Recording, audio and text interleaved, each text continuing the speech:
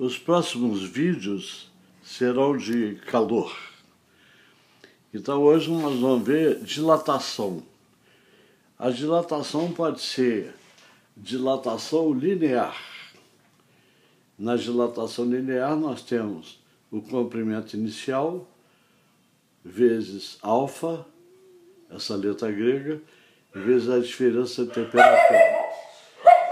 Se o comprimento inicial é metros, a dilatação vai dar metros. Esse coeficiente de dilatação depende do material. Por exemplo, no caso do ferro, esse alfa vale 0,000012. O ΔT é a variação de temperatura. Esse beta é o coeficiente de dilatação superficial. Ou seja, essa formulinha de cima, ela calcula a dilatação de uma barra em comprimento, em centímetro, em metro, em polegada. E o coeficiente de dilatação, que é o alfa, corresponde a um dado de laboratório, que significa quanto dilata por cada grau de aumento na temperatura.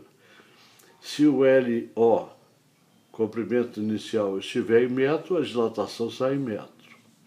Se estiver em polegada, vai sair em polegada.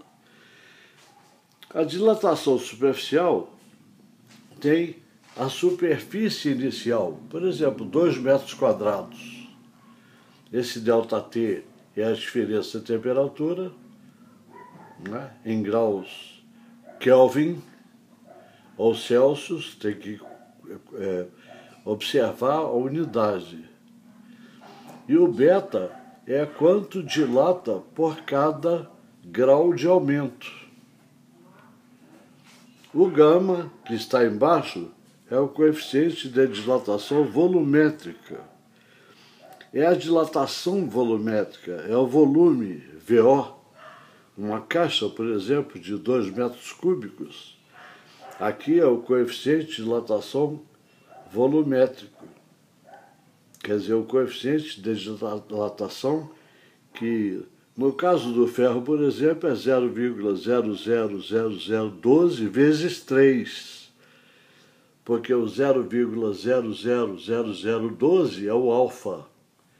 Esse ΔT é a variação de temperatura. Então nós temos aqui as 3 fórmulas que nos dão a dilatação de uma barra, no primeiro caso, dilatação linear, comprimento.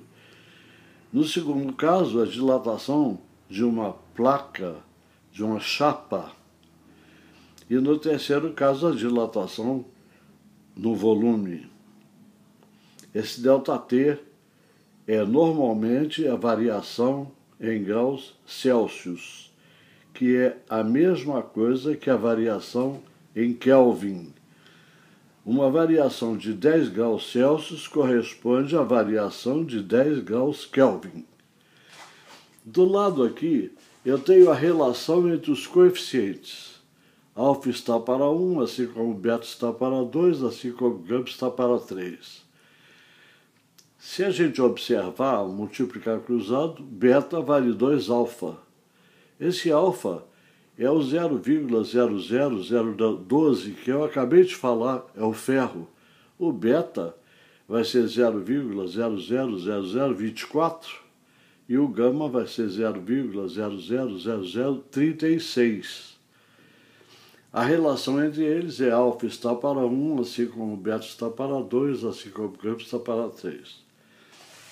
Finalmente, o comprimento final é o inicial mais a dilatação, que nós vimos como se calcula. Então, se eu quisesse a superfície final, seria a superfície inicial mais a dilatação, que nós vimos como se calcula. Se eu quiser saber o volume final, eu teria que multiplicar o volume inicial, VO, pela dilatação, que a gente viu como se calcula. Então essa é a primeira parte dessas dicas gravadas. Aqui vimos dilatação.